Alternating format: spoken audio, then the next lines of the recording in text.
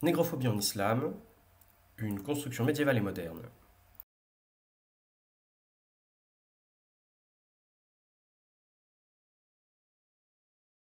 Le président tunisien Kais Saïed a libéré le 21 février dernier une vague de xénophobie contre les immigrants et étudiants subsahariens de son pays. Cet état d'hostilité qui couvait et enflait depuis plusieurs années, pesant également à l'encontre des Tunisiens à la peau noire, avait alors suscité mes premières recherches en vue d'explorer l'histoire longue de ces enjeux. Pour légitimer cette persécution, Saïed invoque la défense de l'identité arabo-musulmane. Et cette idée n'est pas seulement un cache-sexe fantaisiste pour laisser libre cours à la xénophobie. Elle souligne en fait la fragilité d'une société maghrébine culturellement assujettie à l'Occident chrétien et où les locuteurs du français dominent les usagers du parler vernaculaire, darija. Elle révèle l'embarras face à une population subsaharienne qui, parfois chrétienne, a surtout conçu une adaptation différente à cette modernité européenne et, par conséquent, en maîtrise mieux certains codes culturels et linguistiques. Or, le malaise des Tunisiens découle justement de cette dissonance face à l'impensé que ces Africains à la peau noire relèveraient d'une catégorie inférieure. Et si cet imaginaire découle en partie des hiérarchies de l'ère coloniale et postcoloniale, il serait naïf de s'arrêter là, sans explorer les profondeurs médiévales et modernes, entre le 7e et le 18e siècle, de ces représentations. Les constructions statutaires et sociales conditionnées par l'apparence physique, le phénotype, ne sont pas dissemblables entre les deux rives de la Méditerranée. Cependant, elles sont loin d'être identiques.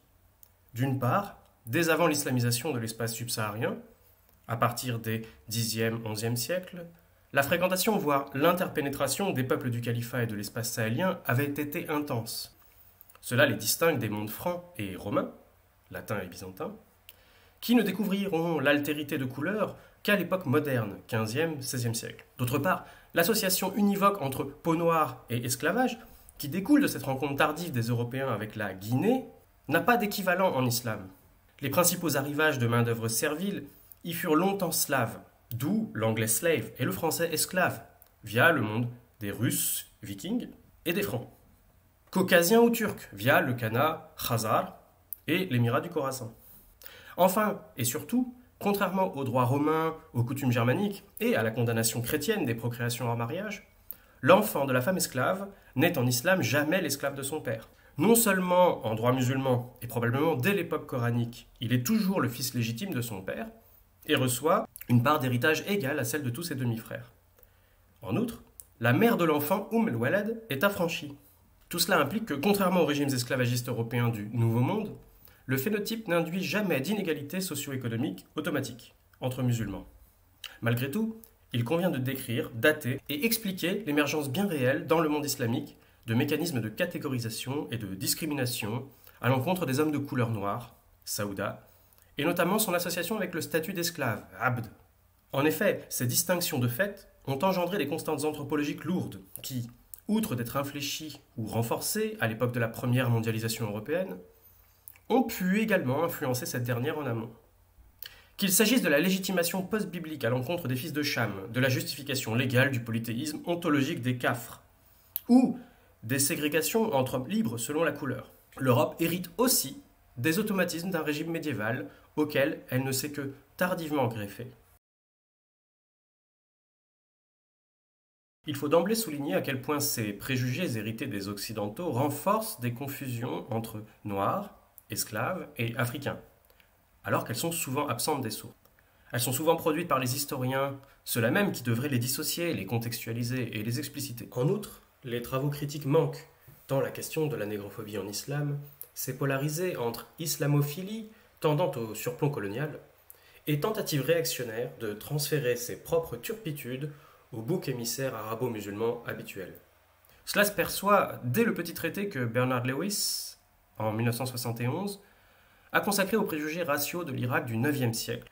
Il commence en réfutant la péremptoire négation en bloc de tels préjugés chez Arnold Toynbee, le père spirituel du choc des civilisations. Lewis observe à l'inverse que non seulement les Noirs sont associés à la laideur et à l'infériorité sociale, dans les sources arabo-musulmanes, mais également à la candide simplicité, par opposition à l'intelligente perversité des blancs.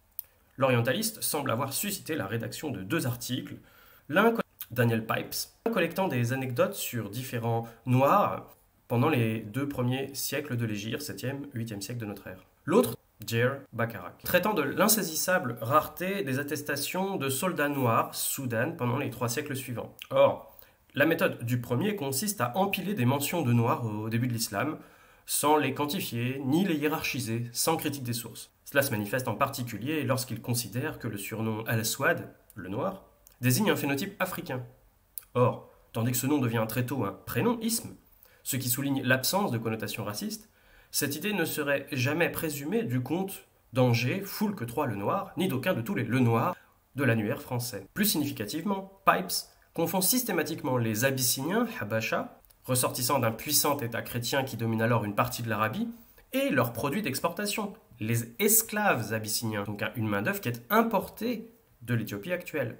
À titre de comparaison, ça reviendrait à assimiler un Taïwanais avec un microprocesseur taïwanais. Dans ces conditions, contre ce qu'affirme Pipes, peut-être qu'Henri Lamince, en 1928, avait raison de suggérer que les Ahabish, alliés des Mécois des années 620, étaient bel et bien des Abyssiniens. Une multitude d'anecdotes impliquent en effet des Habasha jusqu'à la fin de la Deuxième Guerre civile, année 690. Ils consistaient davantage en recrues qu'en esclaves. À l'inverse, une source chrétienne évoque bien la levée en masse d'esclaves, mais il est évident qu'il s'agit de captifs provenant d'Anatolie ou du Caucase.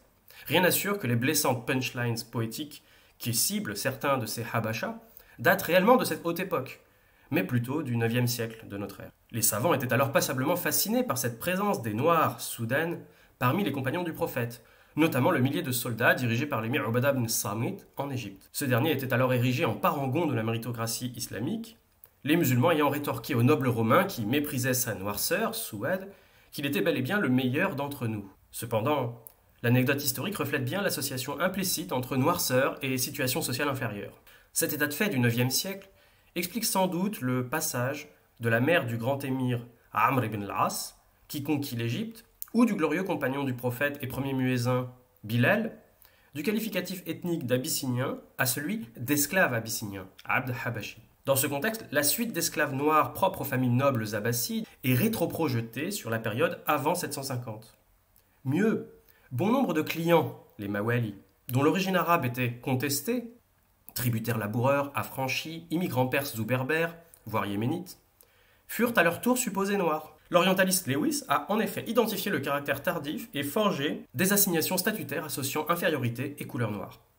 C'est notamment le cas dans certaines fictions attribuées au prophète, soit qu'il eût été contraint de recommander Bilal à sa future belle famille hijazite qui le rejetait, ou qu'au contraire il incita des gens à protéger leur réputation ou leur pédigré en évitant contact et mariage avec des noirs. C'est notamment par l'étude d'un autre hadith, une parole prophétique, de cette fin du IXe siècle, que l'on peut dater l'émergence même du concept d'esclave abyssinien, Abd Habashi. Il est absent du recueil d'Al-San'ani, mort en 820, et aussi de la somme énorme d'Ibn Hanbal, vers 850. En fait, il apparaît chez son contemporain Ibn Abi Shayba, mais d'abord à propos d'un avis du calife Muawiyah, qui règne de 661 à 680, puis de Omar, qui règne de 634 à 644. Et seulement enfin il est attribué au prophète. Le propos vise à prévenir la désobéissance des kharijites anarchistes en rappelant que l'ordre du calife s'exerce toujours via ses émissaires, même via un esclave abyssinien. Cela suggère encore une fois, par contraste, le fait qu'il s'agit de l'échelon le plus bas de la hiérarchie. À ce propos, le hadith canonique ajoute un détail scabreux sur la forme du crâne et des cheveux, même s'il a une tête de raisin sec noir, zabiba. C'est ce qu'on trouve dans le Sahih d'Al-Bukhari et dans le Sunan d'Ibn Majah, étudié par Patricia Crone en 1994.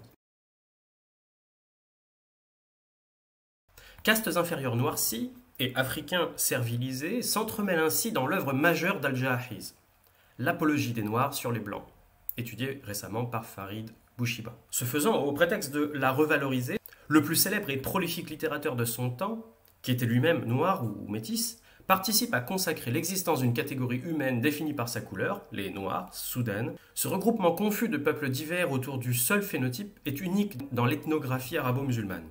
Pour tous les autres, elle se fonde sur des critères politiques, linguistiques ou culturels. Les Francs, les Slaves, les Berbères, les Arméniens, les Khazars, les Russes, les Turcs, les Daylamites, les Perses, les Ferraniens, les Sindiens, les Romains, c'est-à-dire Roum, les Gréco-Byzantins, etc.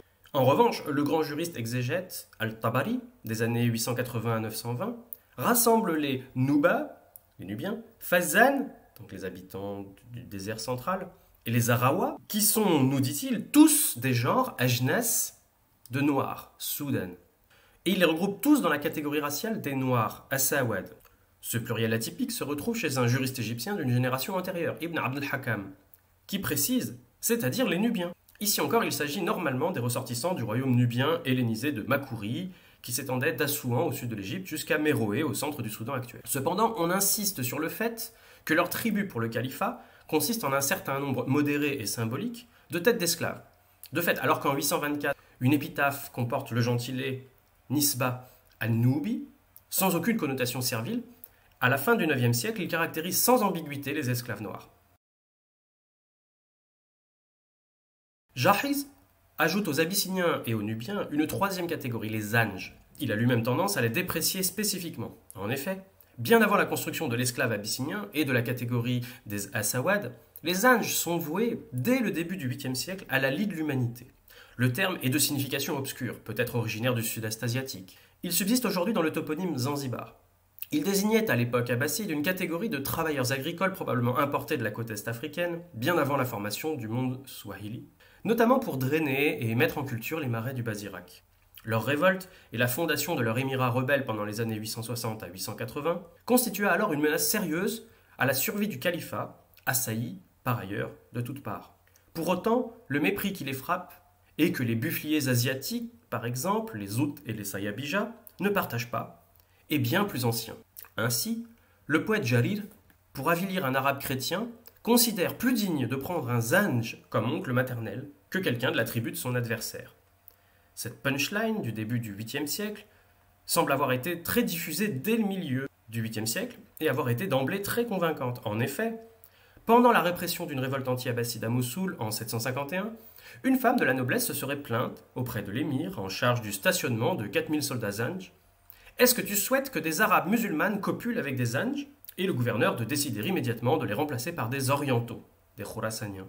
Bon nombre de textes abbassides et postérieurs reflètent une même paranoïa à l'encontre de la menace que les Noirs auraient fait planer pour la vertu des dames de bonne famille, en miroir de la normalité que représentent les concubines noires.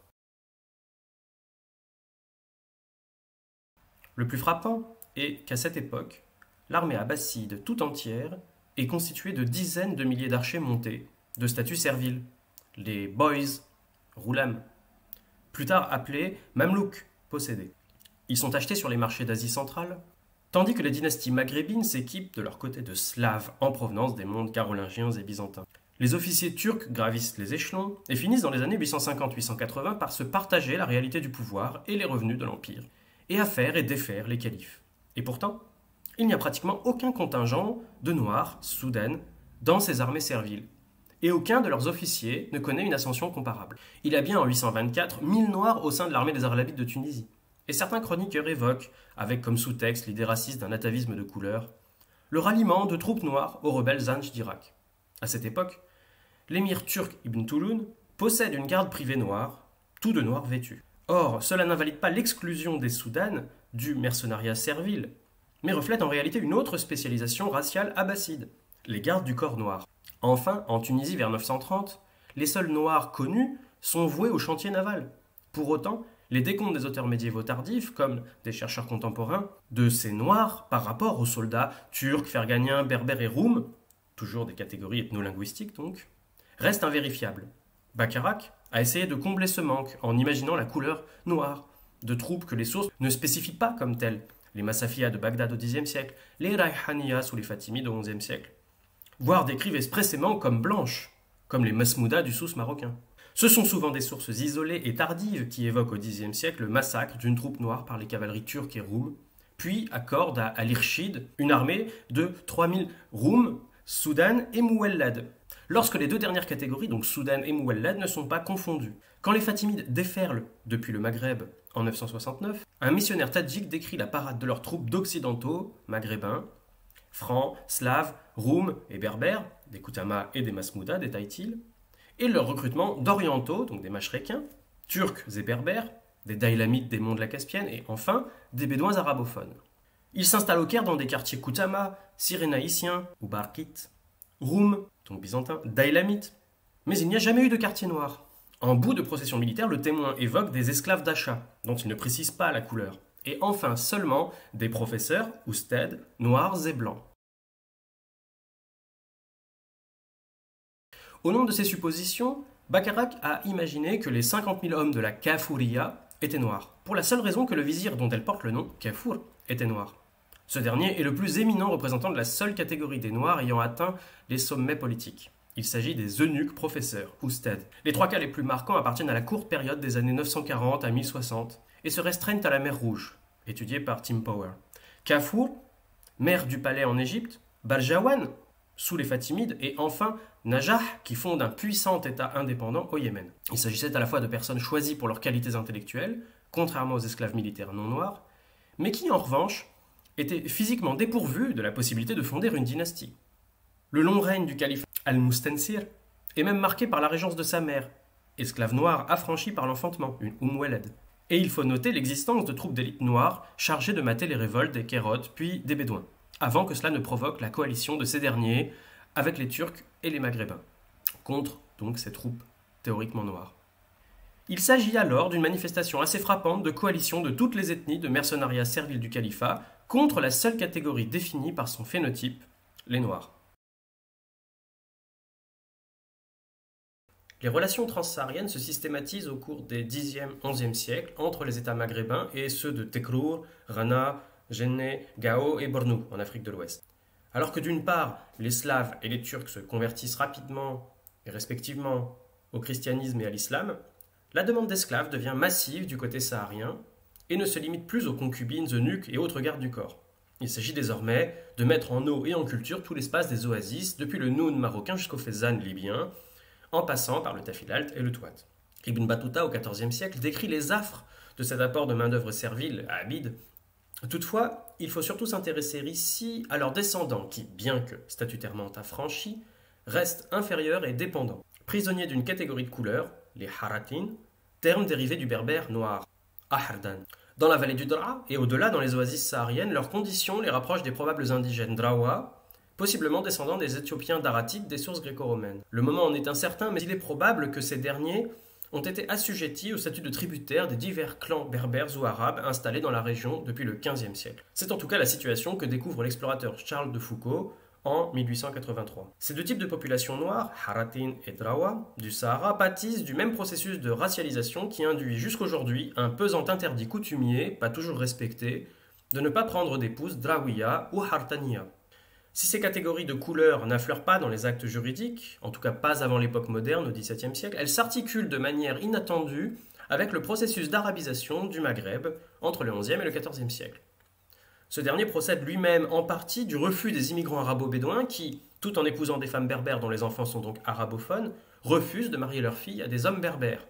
Cela tient probablement au fait que ces derniers, les berbères, appliquent une coutume patriarcale qui refuse de salarier le travail de leurs épouses, pourtant prévu en droit musulman. En tout état de cause, les Bédouins des tribus Marqil, Hassan, qui s'implantent et conquièrent la partie occidentale du Sahara, diffèrent fondamentalement de leurs homologues et contemporains du Soudan et du Tchad. Tandis que ces derniers deviennent très rapidement noirs, les premiers semblent avoir hérité de la ségrégation propre au substrat berbérophone du pays, laquelle perdure, de fait, également chez les Touaregs.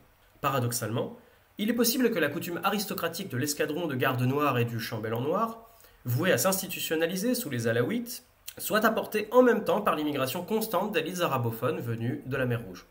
Ce nouveau contexte stratifié est celui, dans l'espace oriental mamelouk, de la mise en forme définitive du recueil des Mille et une nuits. Lewis y a aussi relevé que les personnages noirs sont presque systématiquement inférieurs, porteurs, serveurs, cuisiniers, employés de bain, tandis que domine plus que jamais le topos de la menace sexuelle de l'esclave noir pour les femmes de bonne famille qui, selon Lewis, rappelle furieusement l'Alabama. Bien avant l'établissement de l'industrie sucrière dans les Antilles, la canne connaît un essor sans précédent en Méditerranée. Alors que la peste noire a décimé la force de travail disponible entre 1347 et 1434, cette conjonction de manque de travail et de demande de sucre stimule alors le besoin d'importer une main-d'œuvre forcée. Et les corsaires des deux rives ne parviennent à la combler. Cela explique le retour de l'esclavage en Europe. alors qu'il avait disparu du fait de la généralisation du salariat pendant l'optimum climatique et donc démographique des 11e, 13e siècles. Et donc, l'importance de la motivation esclavagiste dans les entreprises du prince portugais Henri le Navigateur, 1434-1460, sur la côte de la Guinée. Or, son objectif principal depuis la conquête de Ceuta, en 1414, est de court-circuiter la traite maghrébine et saharienne d'or, mais aussi d'esclaves, avec l'empire de Mali. Dès lors, ces hommes rasient bientôt les habitants de la côte du Sahara et, en arrivant au large de la Sénégambie ou de la Guinée, ils commencent à acheter de la main-d'œuvre de manière moins cavalière. C'est ce dont témoigne Zurara. Et à détourner les flux maliens vers l'ouest. Une génération plus tard, les compagnons de Vasco de Gama atteignent les États swahili de l'océan Indien, depuis Sofala sur le Zambèze et l'île de Mozambique, qui donne son nom au Mozambique, jusqu'à Mogadiscio, en passant bien sûr par Zanzibar et les Comores. Or, leur irruption semble y avoir ici aussi stimulé le commerce esclavagiste, voire incité à en faire la priorité au détriment de toute autre activité. C'est en effet l'époque de l'émergence des castes nobiliaires arabo-persanes, Kabila, lesquelles soumettent les sociétés bantoues autochtones, les Matsaha aux Comores, qui sont l'équivalent des Znaga tributaires mauritaniens. Ici aussi comme au Soudan, et contrairement à l'espace du Sahara maghrébin, la couleur n'est pas un déterminant absolu du statut. En revanche, dans tous les cas, l'esclavage des ancêtres continue de peser sur les descendants possédés, Haratin au Sahara, Dzalia aux Comores. Il faut donc concevoir ce moment de première mondialisation esclavagiste comme la co-construction d'un processus de racialisation des hiérarchies sociales depuis le monde ibérique jusqu'à la mer Rouge. Cette structuration et ce syncrétisme entre monde ibérique et arabo-musulman s'illustrent parfaitement lors de la conquête de l'empire Songhai de Gao dans l'actuel Mali en 1591. Les troupes conquérantes sont menées par un espagnol renégat, Jaoudar Pacha, et constituées elles-mêmes de morisques, des musulmans espagnols convertis de force au catholicisme en 1520, et de renégats, des vieux chrétiens espagnols convertis à l'islam. La description de la mise à sac de l'héritier de l'empire du Mali, y compris via des profanations de sanctuaires islamiques sacrés, ressemble à s'y méprendre à celle des Andes incas par les hommes de Pizarro quelques décennies plus tôt. Les élites savantes locales, au premier rang desquelles la proéminente figure du qadi juge Ahmed Baba, qui est mort en 1627, qui n'était sans doute pas noir lui-même, perçoivent clairement l'irruption de la question raciale. Exilé à la cour de Marrakech, Ahmed Baba rédige plusieurs traités où il rappelle qu'on ne peut asservir un samouraï musulman non plus qu'un non-musulman titulaire d'une protection, une dhimma islamique, que seuls les infidèles kafirs sans contrat de protection peuvent être asservis, qu'ils fussent soudaniens ou blancs, comme ceux, dit-il, de l'oasis égyptienne de Siwa, réputés païens jusqu'au moins au XIIe siècle. Il réfute également les castes raciales du monde saharien en rappelant qu'on ne peut présumer la servitude de quiconque, et certainement pas d'un Hartani soi-disant possédé, Mamelouk. Voir les études de Chris Kratian et Cleveland en 2013 et 2015. Pour autant, en s'obstinant à réaffirmer le principe légal qui réserve l'esclavage à l'infidèle, kafir, Ahmed Baba contribue à structurer l'imaginaire qui, jusqu'aujourd'hui, suppose l'Africain polythéiste et légitime donc son asservissement. Depuis le monde sahélien, où il convient de toujours prier le plus publiquement possible, jusqu'à l'emprunt du concept islamique de kafr, dérivé de kafir en swahili, par les néerlandais afrikaners pour disqualifier les Noirs, la réduction du gnawi guinéen à l'infidélité constitue alors le moteur idéologique de la généralisation de la traite triangulaire. Avec le sultan Moulay Ismail al-Alawi, mort en 1727, la racialisation du Maghreb atteint un point de bascule aux conséquences ambiguës. En effet, désireux de s'affranchir du poids des tribus alliées, Marzen, et du guiche des Bédouins sahraouis, le conquérant des royaumes de Fès et de Marrakech importe le système de la garde noire de son émirat d'origine, le Tafilalt, au sud-est du Maroc actuel. Il l'étend de sorte à se constituer une armée privée de plusieurs dizaines de milliers d'hommes. Si la tradition de recruter des esclaves comme mercenaires, des roulams, les mamelouks, des renégats, des janissaires traverse toute l'histoire de l'islam, Ismaïl innove en la confiant exclusivement à des noirs. Ils sont appelés esclaves d'Al-Bukhari, Bouakhar au pluriel, car ils prêtaient serment sur le Sahih d'Al-Bukhari, le véritable canon de l'islam moderne. Or, après avoir levé en masse les esclaves et les haratines de ces différentes conquêtes, il en arriva bientôt à étendre l'asservissement, de fait, aux bourgeois des grandes villes qui avaient le malheur d'être noirs. Pour défendre leur liberté et leur égalité en droit musulman, plusieurs juristes de Fès, y compris des descendants de juifs islamisés sous les Almohades, XIIe siècle, s'opposèrent au sultan et en payèrent le prix par de longues années de prison. Le paradoxe de cet événement politique majeur est que, comme en Irak au IXe siècle, au Khorasan au Xe siècle, en Égypte et en Inde au XIIIe siècle, l'armée servile finit par s'emparer de la réalité du pouvoir. et à faire et défaire les sultans tout au long du XVIIIe siècle. Ce faisant, si l'armée avait été constituée sur l'idée raciste de la servilité du noir, elle avait fini par accoucher d'une élite politico-militaire de généraux, de chambellans et de régentes noirs, présidée par un sultan mulâtre. Cela ne manquait pas d'estomaquer les Européens qui, à la même époque, inventaient leur propre racisme scientifique pour tenter de continuer à justifier l'esclavagisme mécanique et massif, industriel, qui prévalait dans leurs colonies à sucre, à tabac et à coton. En cette période des Lumières, un groupe de 4 morts libres et leurs épouses, capturés par des corsaires anglais mais entre-temps affranchis, demandèrent en 1789 au Congrès de Caroline du Sud que le Negro Law, qui réservait le Bill of Rights aux seuls blancs, ne leur soit pas appliqué, au prétexte qu'ils étaient ressortissants d'un État à la souveraineté reconnue, le Maroc. Cet acte fit jurisprudence et établit dans tout le sud des États-Unis que les Arabes n'étaient pas des Noirs. Au même moment, les puissances impérialistes britanniques puis françaises s'interdirent à elles-mêmes, et très vite aux autres, la traite esclavagiste.